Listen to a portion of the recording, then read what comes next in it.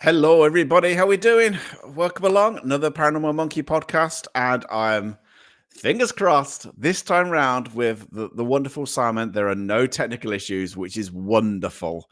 So let's get him in before the camera and the microphones are working and everything's lovely. Good evening, Simon. Good evening, Justin. Great to see you. Yeah, exactly. I mean, like say after last time where we had some gremlins in the works and things, like I was having issues, you were having issues. It had disaster written all over it. So, I'm so pleased to have you on. For anybody who who's just newly joined and may not have seen Simon before, Simon's an award-winning I call him a master tour guide. If you want to know how to bring history alive, it is how Simon does it. Absolutely incredible storyteller. And we're going to be going through some more true ghost stories linked to different areas around Lancashire and Yorkshire, which is what we're going to do this evening. And like I say, if you missed Simon's talk about the Pendle witch trials, please after this go and watch it. It's a masterclass, honestly. Right, Simon, welcome along. It's like I'm so glad to have you here. And now, just before we get going into the ghost stories, have you always had a love of history? And or is it something that you've developed as you got older? It's something I developed as I got older, really. But my interest in ghost stories really came from my father and a story he told me when I was a 15-year-old boy, when my father actually came into contact with a liver and white Cocker Spaniel dog. My father would never lie about anything, really. He had no need to lie about this story. But it really started my interest in the paranormal, if you will, Justin. Yeah, and obviously the most of the tours you do around Lancashire, a proud Lancastrian, and like I say, tourism awards galore around Lancaster. What is it around, let's say, Lancashire particularly that holds most kind of fascination for you? Is there a particular location or a particular place that you particularly love? Well, the Red Rose County, as we call it, is absolutely full of stories, from Blackpool, Preston, Blackburn, Burnley, Accrington, Clitheroe. And over the years, I've done tours in all of those towns. But But with the local authority, the local tourism officers, I've conducted what's called guided ghost murder and mystery tours, where we throw heroes and villains into the fray as well. And you bring those characters to life on the streets of all those cities, really. It beats working for a living, I can assure you.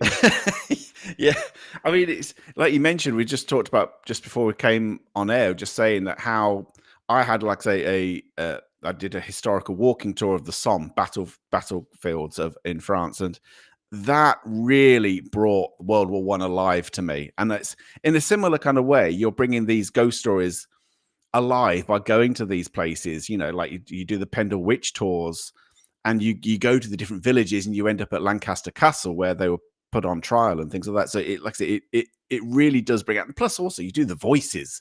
I mean, your voices are incredible. I got right. So you mentioned that you wanted to talk about ghost stories that we haven't actually spoken about before. Is there one that immediately springs to mind for you, Simon? There is indeed, and we'll start in the market town of Clitheroe. And we are going to turn the clock back now to 1873, and the story of a young man called John T. Martindale. Now, John T. came from a place called Bromley Cross, Bolton. His job at that period of time was to go to the city of Liverpool and watch the ships come in laden with cotton from Louisiana, Mississippi, and Egypt. He would buy the cotton and have them placed in warehouses. He would then take strands of cotton from each bale and place these strands in a leather pouch, and then he would go and see the textile barons of Lancashire and Yorkshire, and he'd say things like, "I've got 600 bales from Louisiana, 800 Mississippi, and some really good quality Egyptian." His coach arrived in the market town of Clitheroe on a bitterly cold December day of that year. It was so cold inside the coach that his coat had nearly frozen to his body. He got to his destination, which was the home of the Shaw family. Now, the Shaw family were very wealthy textile barons. When Jonty got to the front door, he was shivering with the cold, and Mrs. Shaw Sr. opened the door. "Jonty, you look a bit jaded. What's the problem?"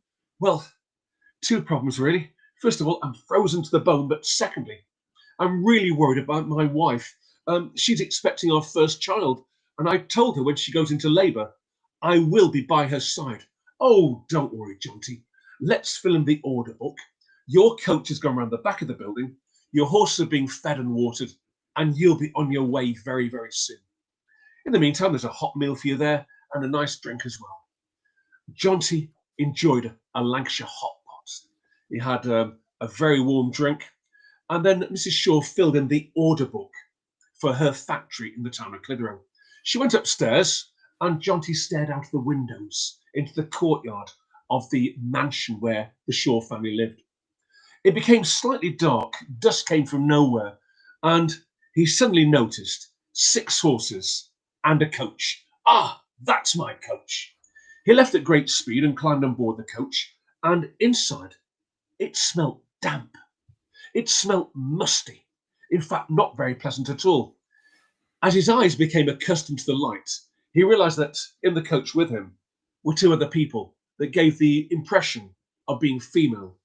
One was a female sitting next to him, her head bowed down, her face disguised by a Victorian bonnet. Right in front of him was another lady with her head also disguised by a Victorian bonnet, and on her knee she had a baby wrapped in a blanket. John tried to get a conversation going. "Excuse me, ladies, would you mind if we open the window, please?"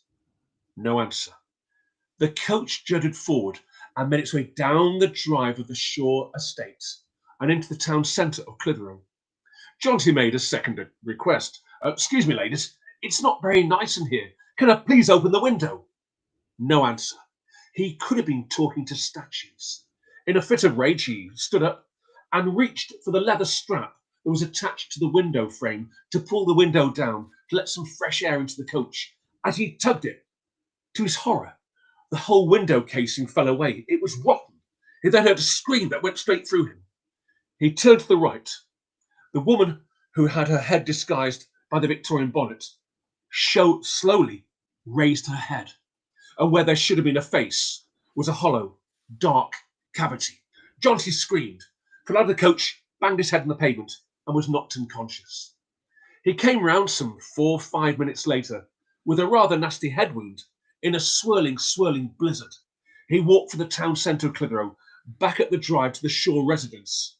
And as he got to the door, Mrs. Shaw shouted, "Jonty, let me dress that head wound. Where have you been?" "Well, I got in the coach. This one had no face. This one had a baby." "Jonty, calm down. Calm down. If you look outside the building, the snow is so deep and so thick that any coach that arrived here would have definitely made an imprint." Jonty spent the night at the Shaw residence. The following morning, his original coach was ready. He got back to Bromley Cross Bolton just in time to witness the birth of his baby daughter. But he did some research and found that the Lancaster Manchester did leave Clitheroe some 2 years previously, but never got to its destination. On the journey from Clitheroe to Preston, it went to a place called Jeffrey Hill, which has a ravine on either side. To this very day, it's quite dangerous. A gust of wind caught the Lancaster Manchester, blew it down the ravine, killing 6 horses, a driver, an elderly lady, and a young woman and her baby. It seems that Jonty got into a rather ghostly coach that night in 1874. Oh, I love. Do you know what? Just listening to your story, there are so many great ghost stories from the past that so many people have forgotten about. The things that I used to kind of read local history books and things like that, and there are so many ghost stories set for the ghosts appearing in the 1800s. We have, I think, overall has forgotten so many of these old stories. That's why I love listening to you, is because it brings these stories back to life. I love them. Okay, that's the first one. That's a great start. That's a great story. We are going to stay. We are going to stay with the building, Justin. We're going to stay with that same building. We're going to turn the clock back to 1935. Mrs. Shaw has died, but her daughter Elizabeth has taken over the Shaw textile mill factory in the town of Clitheroe. Now she knows something that not many other textile barons know, and that is the Lancashire textile industry is in decline. So therefore she decides to sell her mill, which she does. She decides to take the whole family to Canada, to emigrate to Canada and take her wealth with her. But she does love the old residence, and she employed a local artist of the name of John Carradus to paint the building. When I say paint, get his easel and his paints and painting the beautiful walls, the windows, which he did do. But there was a slight discrepancy with one of the windows in the picture. He created what you and I would call an optical illusion. As you walked towards the painting, suddenly a figure appeared in the right-hand window that looked like a man with snowy blonde hair and a long gabardine coat. As you stood back, the figure disappeared. Stood forward, he appeared again. Now, Carradus, when he painted the picture, he didn't even notice it. And he finished the painting and gave it to Mrs. Shaw Jr. She noticed it right away. "Mr. Carradus, I did not pay you to put that man in that right-hand window." "Oh, it's not a man. No. It's where the canvas has become kinked. I may have used too much paint. You will eradicate that character straight away."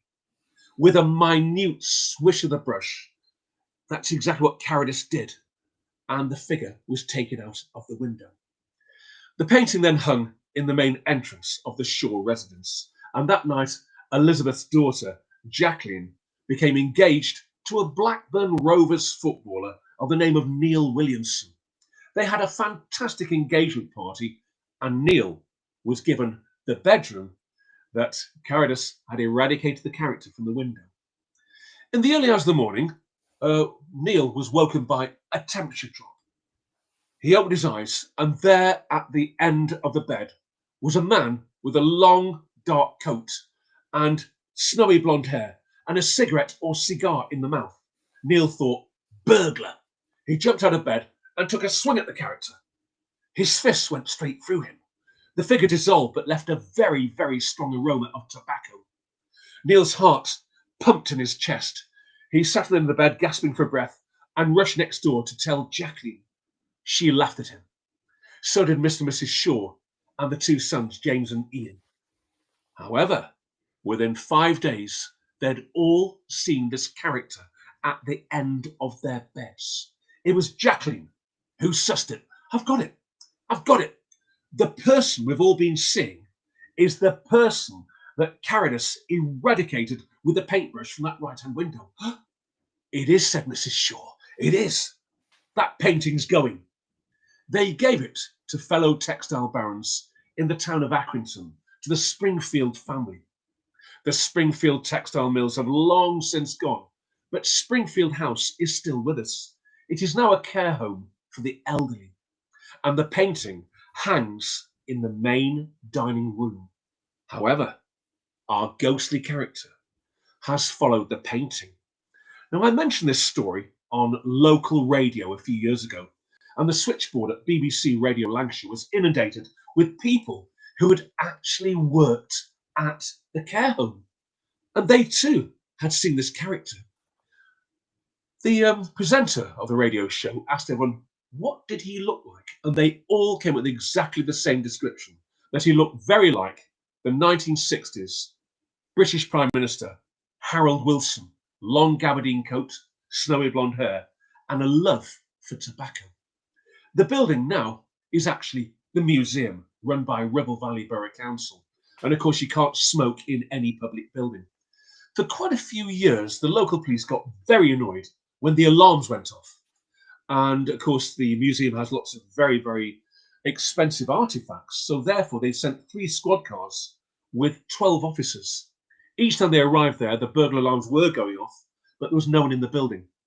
The cars went down from 3 to 2 to 1, and from 16 officers to just 1 officer. And a good friend of mine, Sergeant John Andrews, who's now retired, said, Simon, I knew what the score was. The alarms went off in the police station. I arrived at the residence, and I didn't even bother putting the blue light on, or indeed the siren, because I knew what to expect. Nothing. I had my own set of keys and went upstairs, and as I entered the top room to reassemble and rearm the burglar alarm, I could smell tobacco. Clear tobacco. I left the building very, very quickly. That's great. Do you know what I love about that is actually you've brought it up to almost modern day, because there's so many of these stories, they're kind of a little bit hazy or may have been forgotten about, and there may have been stories being retold over, let's say, 100 or so years. But the fact that there's still eyewitnesses to these things, which I find really, really interesting. Yes. Obviously, you've done tours all throughout Lancashire, like you say. Has there been a particular building that, in telling the story, really evokes things, for you, that you think just that a particular place that stands out to you, whether it's the story or the location? Very much so, Justin. Thank you for that question, because this next story really will cover that. We're going to go to the market town of Blackburn, and Blackburn at one time was one of the largest producers of quality textiles in the world. In fact, the Blackburn textile workers used to boast, let's clothe Great Britain before breakfast and the rest of the world afterwards. And that's exactly what they did do. Now, in September 1843, there was a huge problem at Blackburn, mainly due to steam-driven equipment being installed in all of the factories. And also, there was a world recession in textiles. So the textile workers were on very, very low wages. In fact, all they could afford was potatoes, would you believe? Potatoes for breakfast, for lunch, for tea. Now, 5 very, very brave local lads met in a public house called the Mended Drum, which sadly has long since gone in the town. Ratcliffe Ingham, William Proctor, Joseph Hartley, William Rawlinson, and John Proctor, they all sat round a table, and these 5 lads discussed a daring plan, which has gone down in history as the plug drawing riots. Now, they discussed their plan. Right, lads, we need to pull the plugs out of all the boilers in these new modern factories, extinguish the flames and stop production, and get the whole town out in support of us to force the textile barons to produce decent wages and better working conditions. Great idea, said his companions. Now, they thought that every single person at that meeting was allied to them, but one person wasn't. We'll never know his name, but he had a bit of a cowardly feel to him, he tiptoed out of the building and went straight to the local police commissioner's home, Mr. Shepherd, and told Police Commissioner Shepherd that tomorrow afternoon at 4:30, plug drawing rioting will start on Darwin Street in Blackburn. Now, the Commissioner Shepherd, he galloped at great speed to the local magistrate, a gentleman called Mr. Hindle, and Hindle then got on his white horse and galloped to the town of Preston to alert the garrison. He told the garrison commander what would happen tomorrow. At exactly 4:30 in the afternoon, our 5 brave lads got into action. They made their way to a factory called Rogerton Brearley's. They burst open the gates, went down to the boiler room and pulled the plugs out of the boiler, extinguishing the flames, and production stopped. They were greeted by huge applauses from the people that worked in the factory, and they made their way to the next factory and the next factory. Before long, 15,000 textile workers were making their way down Darwin Street in the town centre. And then they were met by the army, the Black Watch, Highland Infantry, 3 lines of them. In front of them was Mr. Hindle, the local magistrate, who shouted, "Our sovereign lady the Queen chargeth and commandeth that persons assembled are to disperse peaceably to their habitats and lawful businesses. Failure to continue with this act developing into a riotous behaviour will be dealt with accordingly. God save the Queen." As soon as the words Queen left his mouth, the infantry opened fire, and 14 textile workers fell to the floor as dead as doornails. Robert Hartley rushed forward. He grabbed a Scottish soldier, he disarmed him and turned the bayonet round and shouted some famous words. "You fire that musket and I'll run you through. You take my life, I'll take yours too."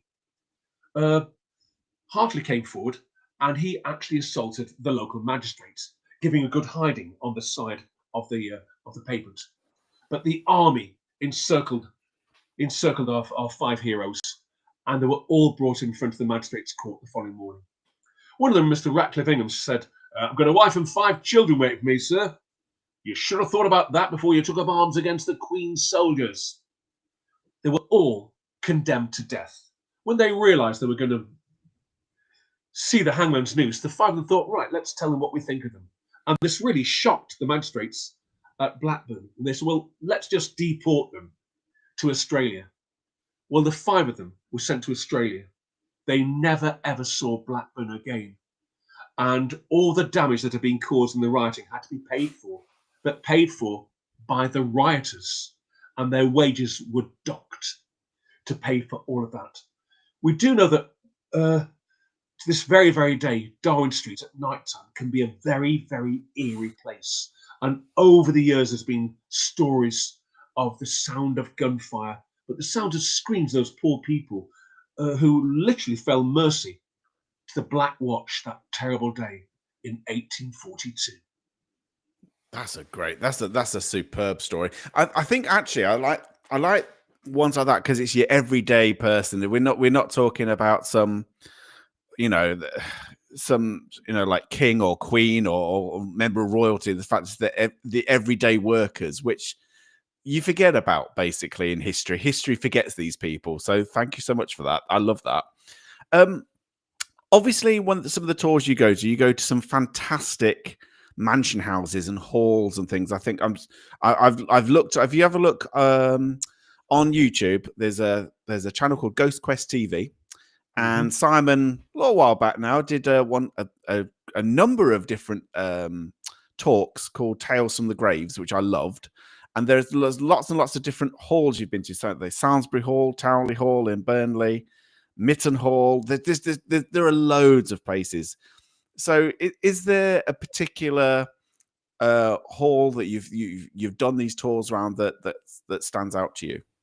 One place that really does stand out, Justin, is Skipton Castle. Of course, Skipton is in the West Riding of Yorkshire. But this next story is absolutely beautiful. It's a gorgeous ghost story, but let's have the story first of all. And we'll turn the clock back now to 1588. At that period of time, this country was in danger of being invaded by the Spanish Armada. They wanted to put a Catholic on the throne of England, but also restore Catholicism to the whole of the country. Now, of course, Queen Elizabeth I wasn't too impressed by this, and she needed help. And one man who volunteered was none other than an exceptionally good-looking chap called George Clifford, the 3rd Earl of Skipton. He had a beautiful warship commissioned called the Elizabeth Bonaventure, and the Bonaventure sailed from Whitby, Yorkshire, right down to Plymouth, where it joined Drake's defence force. Now, whilst Sir Francis Drake was having a game of bowls and saying, "Don't worry, we'll engage them later on," Clifford could not wait to engage the enemy. Against all orders, he sailed out into the English Channel and engaged the first Spanish warship off Calais and sunk it. He used his ammunition on another one, causing it a lot of damage, and then he came back into port. As he came back into port, he met Sir Francis Drake, who shouted, "I did not give you permission to act independently." But the damage was done. He had used his ammunition. He went straight to Hampton Court, and he met none other than Queen Elizabeth I. When he saw her, he very, very politely bowed. She put a hand out, and he shook her hand, and her glove fell to the floor. "Ma'am, your glove." "No, my Lord Clifford, you may keep this as a token of my respect for you." Now, Clifford wasn't just happy with saving his country. He rode the Spanish Main, bringing back lots of gold and jewels for the Queen. And the Queen took a real shine to him and made him her personal champion. He wasn't just happy with saving his country and making the Queen wealthy. He organised the very, very first Royal Naval Commando raid in history by taking the Bonaventure and 7 other Royal Naval warships out to the Caribbean, to Puerto Rico. They knew one of the garrisons there was absolutely jam-packed with gold and jewels. Just off Puerto Rico, they laid anchor and they opened fire on the garrison. That's when Clifford put his best armour on and climbed down the side of the Bonaventure. But he slipped and fell to the bottom of the ocean. Now his men loved him, and they dragged him ashore by forming a human chain, took his breastplate off, and pumped his lungs clean of seawater.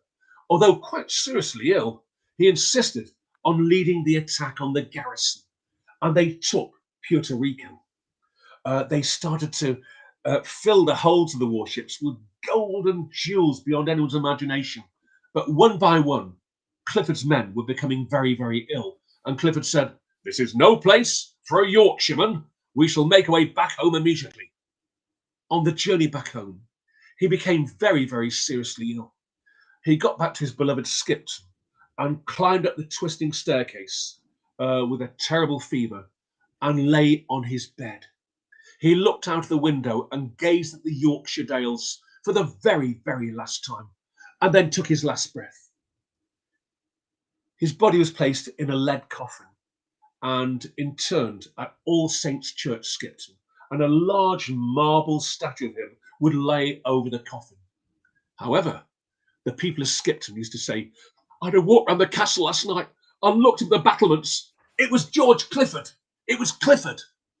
Now, these stories went on and on and on, right up to the latter part of the 19th century. 2 local doctors, Dr. Whitaker and Dr. Dawson, they got a bit concerned about these stories, and they said, "Let's quell this once and for all." They wrote to York Minster and got permission to actually exhume the grave of George Clifford, the 3rd Earl.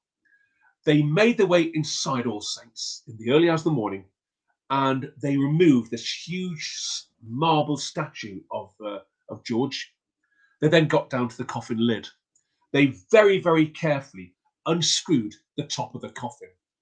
They took the coffin lid off, and there they found Clifford in excellent condition, as if he had died that very day with a wart under his eye. He had a hat on with the Queen's glove actually sewn into the hat. But as the light, as the air got to his corpse, it turned to dust, and Clifford was never seen on the battlements of Skipton Castle ever again. That's great. I mean, obviously that's a much older older story. I mean, obviously you go back and forwards to different periods of history. Is there a particular period of history that you personally find most fascinating, whether that's the Industrial Revolution or going way back? Well, I've got to say, I do find military history absolutely fascinating. I love war stories as much as I enjoy ghost stories. What I do know, going back to George Clifford there, Justin, is Ben Elton, who wrote all those fantastic Blackadder series. He based Flashard, Lord Flashard, Oh yeah, on George Clifford. And I'd like to think he probably looked just like him, actually. that's fantastic. I mean, Do the, you know what? I didn't think Flash Out was based on anybody. yes. That's so good. I love that. Um, oh, blimey! I would love to be able to steer you, but I don't know which particular area you're going to go to next. So I'm just going to let you flow wherever you want to go, Simon. Thank you, Justin. And you mentioned tonight that you'd actually been on a tour of the Somme battlefield. Yeah. Now, this is a ghost story, but it's a very, very touching story. We are going to turn the clock back now to the very, very first day of the Battle of the Somme. Now, it was stalemate in the Somme for a good 14 months. No one could advance without being mown down by machine gun fire from both sides. That's when the generals thought, how about tunnelling underneath the German defences? And they brought in some fantastic miners from Barnsley, Yorkshire, from the valleys of Wales. And these guys actually dug deep, deep, deep, right under the German defences. And they made a huge underground chasm and they filled it with TNT at a place called Hawthorne Ridge on the Somme battlefield. Now, they needed to film this, and they brought in an absolute expert called Geoffrey Malins. And Geoffrey Malins was a serving British Army officer, but also he was extremely good with a hand crank camera. Now, he was given a platoon of Lancashire Fusiliers. Now, these boys had all seen action in Gallipoli. There was no Mummy's boys with them, and they were his bodyguard. The whole idea was to protect Malins and get him to the sunken lane, spend the night in the sunken lane, and Malins in the early hours of the morning would look at his watch and wait for exactly 7:30. That's when the plungers were pushed down and this almighty explosion that was actually heard in London, many hundreds of miles away. It was like a miniature earthquake. Of course, it had to be filmed. Now, Malins is in the sunken lane. He just gets his head to the top of the lane, which is a limestone outcrop with a lane through it, but made of limestone. Absolutely ideal for protection against shell fire and machine gun fire, of course. He filmed the explosion, and you can see this on YouTube under the sunken lane Lancashire Fusiliers. And this is where the ghostly part of the story comes in. Malins has filmed the explosion.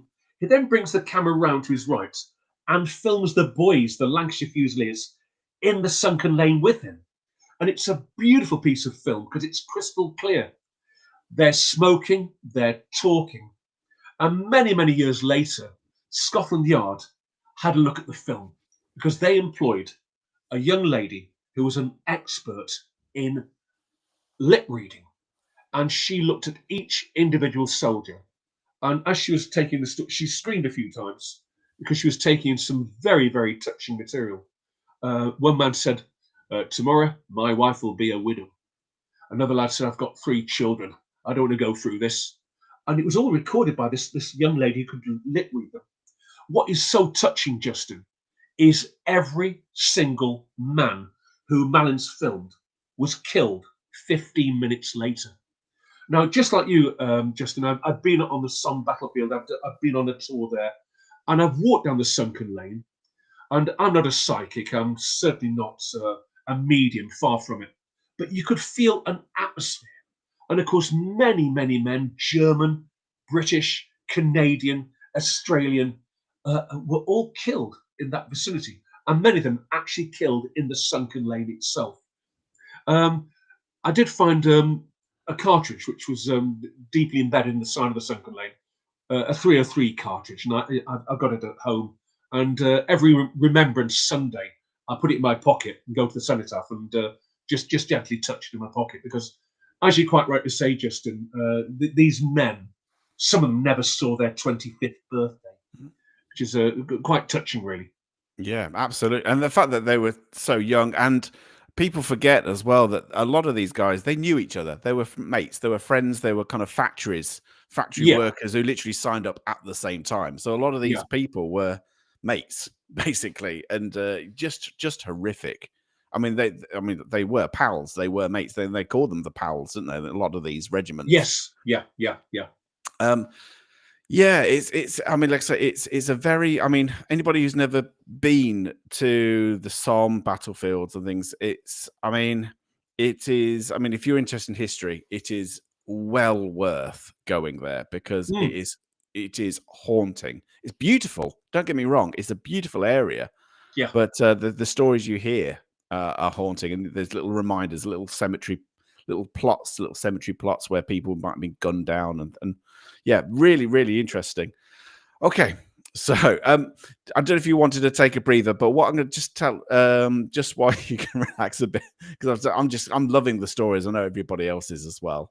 Um, if we do, if what I'll do is, as I normally do, we can for about another about 10 minutes or so, and then Sure. everybody watching at home, if you have got questions for Simon, if you've got particularly if you know of any myths, legends, ghost stories around Yorkshire, Lancashire that you want to share, or you want to ask Simon about, whether he knows about particular places, because I did see a comment earlier on saying, how can you possibly remember all of this? How can you possibly remember the dates, the names, and all of these historical facts? I'm Mm. assuming it's just from pure repetition It is. yeah. It is, Justin. Yeah, I mean, all these stories have come from various walks that I've done, and I tend to like look at a certain building, and everything comes back again. But the next story is quite fabulous, really. It's a gorgeous, haunting story, it really is. And we are going to make our way to the old West Riding of Yorkshire, and a very, very beautiful building called Wad Hall. Wad Hall is now owned by the Girl Guides Association, but it was indeed the home of another textile baron called Starkey. Starkey had his own factory again in the West Riding of Yorkshire. When I say factory, textiles. He would also go to Liverpool like John T. Martineau did, but he would actually buy straight from the merchants' halls in Liverpool cotton and have it brought back to his factory. On a beautiful August day, 1847, he made his way to the city of Liverpool and went into the merchant hall and gazed into the eyes of a very, very attractive young lady called Peg O'Neill. Peggy came from Wicklow in Ireland. She was 17 years old and she was looking for work. Starkey took a shine to her because she was so attractive, and he offered her a job back at the hall as a maid. She gratefully accepted the proposal of work, and he brought her back to Wadder Hall. Now, Mrs. Starkey took an instant dislike to her because it was blatantly obvious her husband was showing her a lot of interest. Also, she had two sons, James and Ian, and they too also took a real shine to young Peg. Things came to a head when Mrs. Starkey found her husband in a rather embarrassing situation with young Peg, and that night she thought, I'm going to mete out my own justice. With the help of the head butler, a chap of the name of Vickery, in the early hours of the morning, they made their way upstairs to the servants' quarters where Peggy was fast asleep. They pounced on her. They tied her wrists together, they tied her ankles together, and they carried her down the slopes of Waterhall, down to the river Ribble, down to an open rowing boat. They placed her in the centre of the boat, and Mrs. Starkey and Vickery the butler rowed out to the deepest part of the river Ribble. Attached to poor Peggy's ankle was a long chain with a very heavy metal object attached to it. They threw the chain over the side of the rowing boat, and as it accelerated into the water, poor Peggy realised she had not got much time left on this planet, and she shouted, I'll haunt you for the rest of your lives! And she made her way to the bottom of the river Ribble. Both Starkey and Vickery the butler, the job was done. They got back home. The following morning, Mr. Starkey, the cotton baron, came down for his breakfast. Where's young Peggy? Oh, she's gone home, said his wife. Never told me. The two boys were also rather shocked. Where's Peggy, mother? Oh, she's gone back to Ireland. Now, letters came from Ireland, and Mr. Starkey Sr. looked at each letter and wrote back saying, "I'm sorry, she just left without saying a word." Of course, he had no idea. His wife and the butler had murdered her. That's when strange things happened at Wad Hall. Mrs. Starkey was in bed one night when she heard a soft Irish voice coming from downstairs. She made her way downstairs and saw a statue, a stone statue of a female, and was convinced that Peggy's spirit had taken the statue over. So therefore she gave orders to the butler, Vickery, to get a hammer and a chisel, knock the head off, and throw the statue, the headless statue, into the River Ribble with the stone head as well, which he did do. However, the hauntings got more and more widespread. Not just Mrs. Starkey, but Vickery the butler as well. That's when they both decided to run away together, Mrs. Starkey and Vickery. They made their way to the Caribbean with the money they had, and both got heavily involved in the slave trade. However, Peggy's ghost, to this very day, still haunts the banks of the River Ribble. And when I started my tours in the area, I had the great pleasure of meeting two young boys, both 14 years old, and these lads had a great business. It was called salmon poaching. They would make their way down to the River Ribble and they'd throw a net across it. One lad would walk on the Yorkshire side, the other on the Lancashire side, and as they walked up the river, they'd catch salmon. Both boys had a lucrative business and would sell the fish to the local fishmonger, to the local hotels, and were doing very, very well. However, in October 1987, they made their way down to the river. It was a beautiful night. The clouds suddenly parted and the moon shone on the river.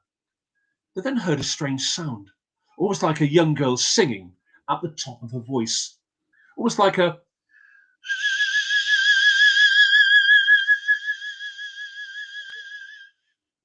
the sound got louder and louder, and Peggy's ghost materialised on the banks of the River Ribble. The lad on the Lancashire side dropped the net and ran home, leaving his poor friend stranded in the grounds of Wad Hall. His friend dived into the cold, icy waters of the River Ribble. Halfway across the river, he felt something grab his ankle. He screamed in terror and suddenly realised it was the salmon net that was entwining around him. With sheer brute strength, he breaststroked across the river, got to the opposite side of the banking, and lay exhausted on the riverbank, his heart pounding in his chest. He glanced to the right and could make out a female figure with a bob hairstyle, with a white dress but with large puffed up sleeves. And as the figure slowly turned, where there should have been a face was a hollow cavity. He screamed, leaving the salmon net behind. He ran back to his home, and the story is well documented in the Burnley Express. But quite recently, in 2006, a district nurse was driving her little red mini metro over the bridge very near Wad Hall called Brungley Bridge. She'd just brought a child into the world. She was indeed a midwife. And as she drove down towards the bridge, there was mist coming over the bridge parapet. As she made her way onto the bridge itself, she slowed down because there was a figure right in front of her. She wound the window and said, "Excuse me, I would like to cross the bridge, please." There was no answer. And to her horror, she noticed that the headlamps were shining straight through the object. She selected first gear, second gear, third gear, and drove straight for the object. The object entered the engine block, the dashboard, through her and out of the back of the vehicle. She drove home in tears and woke her parents up. Her father was livid. "No, no, no, no. You've not seen a ghost. You've run someone over. I better go and contact the police." He telephoned the police. They sent a constable down to the bridge arm with a flashlight. He checked the road surface, could find no evidence of any injury. He checked under the bridge. He also contacted every hospital in the area, every A&E department, and there wasn't a single RTA reported for that period of time, or indeed that night. It was put down simply to a sighting of Peg O'Neal, the young girl from Wicklow, who lost her life because of her beauty and the jealousy surrounding her beauty. That's a great story to like say. It's a superb story that, and like I say, people so the whistling noise. People have been going loving it, but also I think a lot of pets love that as well. Oh, Right. What I'll do is we'll start on a couple of questions. We might be able to go. So I've put a message on there for people. If you've got a question for Simon, please start getting your thoughts and ideas, and we'll do this for about 10 minutes or so before we finish. Roger Bowen saying, Simon, out of all the stories and all the ghosts, which of them would you most like to have witnessed firsthand? I think it would be my father when he saw a ghost in 1960 of this liver and white cocker spaniel dog. My father wouldn't lie about anything, but we'd moved into this new house in South Lakeland in Cumbria, and in the early hours of the morning, he heard the sound of footsteps, and he thought it was either me, I was only 5 years old at the time, or my 2-year-old sister. But as the door opened, in came a liver and white cocker spaniel, and he thought, how's that got in here? He got out of bed to get the collar, and as his hand touched the collar, it went straight through the dog. He made a second attempt, but his hand went through this creature once again. The dog turned to look at the window, as if its name was being called, and it just disappeared. My mother woke up with a jolt. What a strange dream. There's a man outside in Victorian clothing, with a dog lead in his hand, pointing up at the top window. My father told her what he'd just witnessed, and they put two and two together. They never told me until I was 15 years old. And in that period of time, I really grew to love the house and had many good birthdays there, lots of Christmases there. And when my dad sold it in 1973, it broke my heart. However, this is where it gets even more spookier. In 2016, my wife and I went on a Mediterranean cruise. I'd never done one before, thoroughly enjoyed it. You had what's called the black tie event, and you go down to the restaurant at night time. And there's a young lady that kept looking at me, and I thought, I can't be that good looking. As it happened, she knew me. She's called Louise, and she came from the same part of the country I do. And she'd been on my coach tours and said, Simon, I'm the events manager on this ship. Ever thought about doing a PowerPoint show to guests? I said, well, would they like witches? Would they like ghosts? Would they like murders and mysteries? You'd be surprised, she said. I'll give you an email address. When I got back to England, I said to my wife, we might just get a free cruise out this one. And so as a result, I applied. And within 3 days, I got an audition. I could go down to Sussex or to Cumbria. And I thought, Cumbria's the next county up there. I know it anyway. I telephoned a lady called Maureen, who was the cruise director. Her job was to actually audition me. Said, Simon, just bring your laptop. I've got all the other technical stuff. By the way, my house is really hard to find. Oh, I know South Lakeland, I said. Oh, you won't find my house. I'll give you a sat-nav code. She gave me a sat-nav code. And I remember that Tuesday morning leaving my home in Clitheroe, Lancashire, to go up north, through Lancaster, up the M6 north, and straight past my old primary school, straight past my old secondary modern school, and up a very, very familiar driveway, back to the house my dad had sold in 1973. It was the same house. When I got there, Maureen came to the door. Come on, Simon, we've got to get this audition done. You look a bit jaded. Well, I used to live here. No. She said, I did, honestly. And on the laptop, I had pictures of my childhood, etc. And she said, let's have a cup of tea. I sat down in the front room for the first time since 1973. She came up with a tray of tea, milk, sugar, and 2 teacups. I mentioned the liver and white cocker spaniel. Her eyes widened. She dropped the tray, and I can still see the milk and sugar going across the carpet. She said, Simon, my brother lives in London. Every Christmas he spends Christmas with my husband and I. The first Christmas he would have had what would have been your mother and father's bedroom. On Christmas morning, he came downstairs, a slightly ashen face, and said, in the early hours of the morning, the door opened, and in came a liver and white cocker spaniel. So really, that is my favourite story, because it involves my dad, and he would not lie about anything. So that's the answer to the question. I was going to say, like, would you like to have seen the cocker spaniel, or would you like to have seen more your dad's face?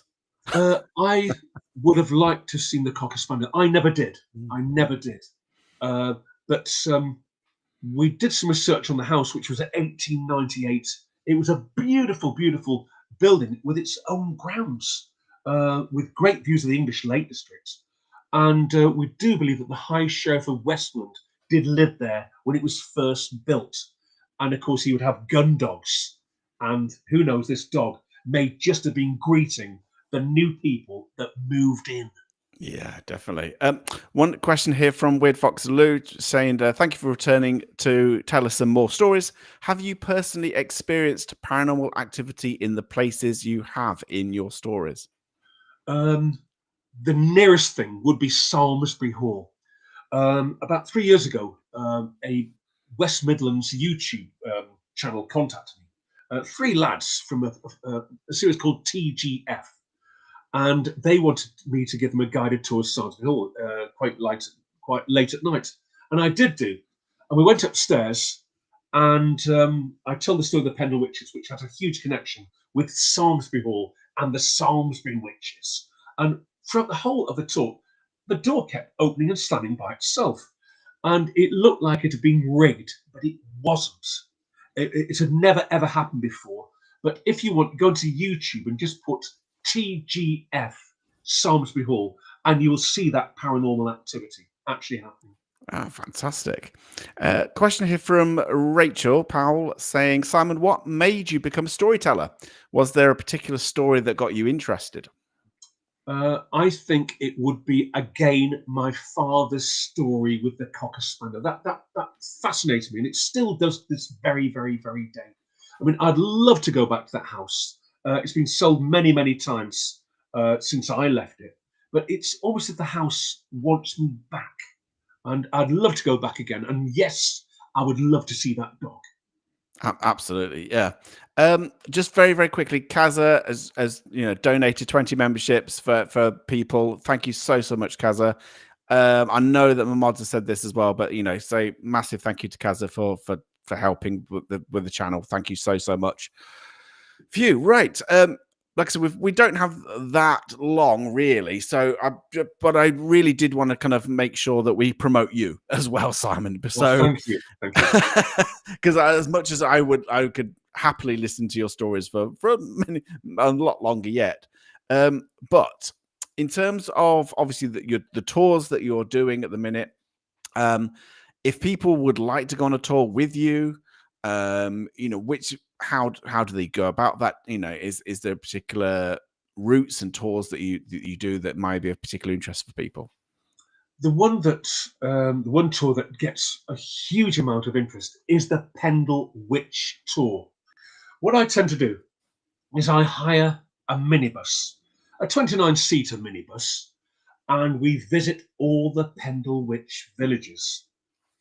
We'll stop in each village, and on the microphone, I shall tell the audience who lived there, the accusations, the curses, and then we go to the next village and talk about the people that live there. We then make our way over what's called the Trough of Bowland to the city of Lancaster, and there people can actually go into what's called the Well Tower, this deep, deep underground dungeon. If you'd like to go on one of those tours, I think the best way would be to email me. That way I can take down your email address and also your telephone number, and then get back to you when we can fill the coach to make it viable. My email address is quite easy to follow, really. It's Simon 413 Entwistle. That's ENTWISTLE at btinternet.com. That's probably the best way, an email. Fabulous. And do you do these? I mean, do you do the Pendle Witch tours very often? The minibus tours and things. Yes, I get huge requests from coach companies from across Great Britain. You could say I've done more Pendle Witch tours than Bill Oddie has done. Yeah, I can imagine. I mean, I'm guessing because obviously you're working with Danny Moss as well, and like Yes. and doing things in his farm building and things as well. Yes. Do you get? I mean, it is a fascinating story, but do you get tired of it because you know it so well? You know the story, the characters so well. Do you ever tire of it, or is it? I never ever tire of it, Justin. In fact, if that ever happens, I just think of the job I had before I became a tour guide, and that was working for the local authority. a job I was not happy in whatsoever. So if that does creep into my mind, oh, here we go again, another tour. It doesn't happen that way because I thoroughly enjoy it, and I never ever get tired of meeting people. And of course, tourism, ghost tourism, if you call it, is a good thing to be involved in. It really, really is, because you do meet people from all over the country, all over the world, and nothing gives me greater pleasure than entertaining on the coach.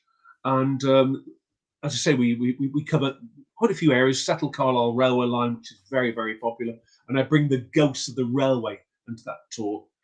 We do the Lancashire Cotton Town, of course, and we also do the West Yorkshire, which is Skipton, and the city of York, which is great fun. Yeah, absolutely. One, I did just see somebody very briefly mention saying, asking you when you might be going back to Samlesbury Hall. So do you go back to these places very often? You know, some of the halls and things.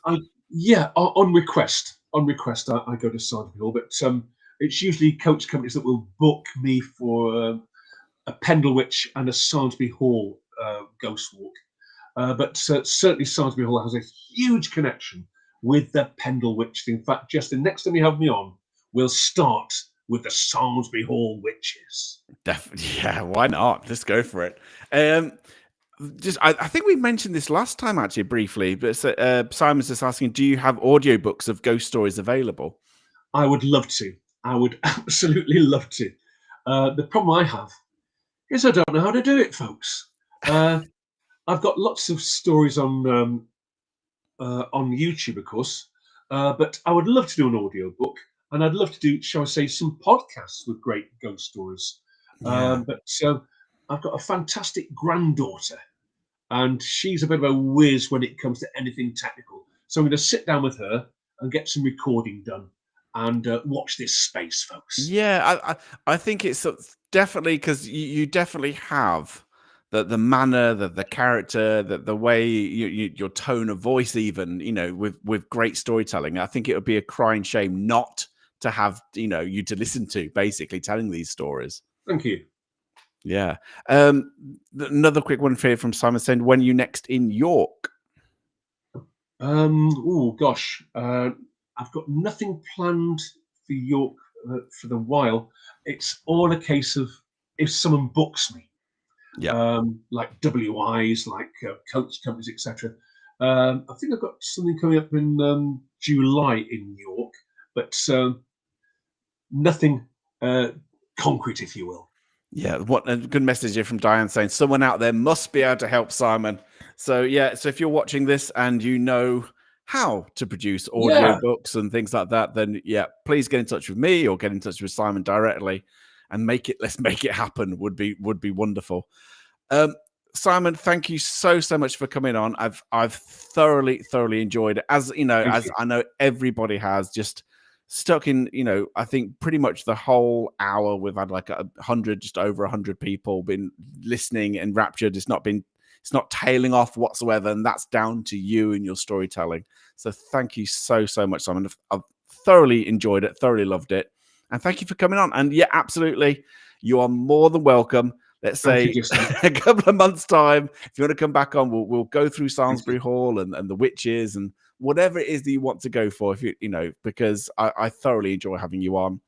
It's not just because it makes my job easier, but the fact that actually, there's so much love for you in this chat, and everyone loves Thank listening you. to your stories. Thank you. Thank you.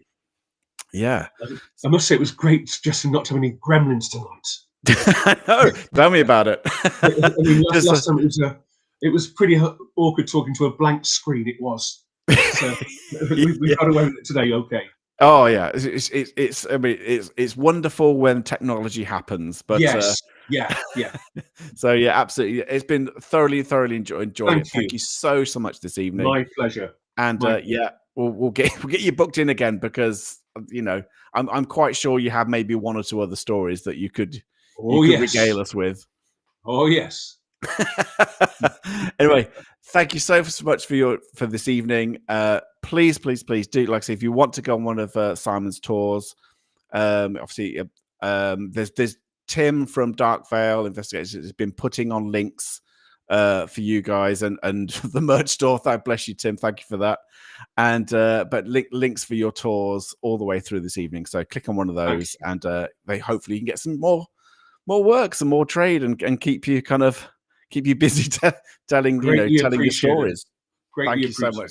And like I say, enjoy the rest of the evening. Thank you so much again, Simon. I'll speak to you again soon. Thank you. Bye-bye. Right. Okay, that is it, guys. Yeah, Roger's right. We could do 3 hours.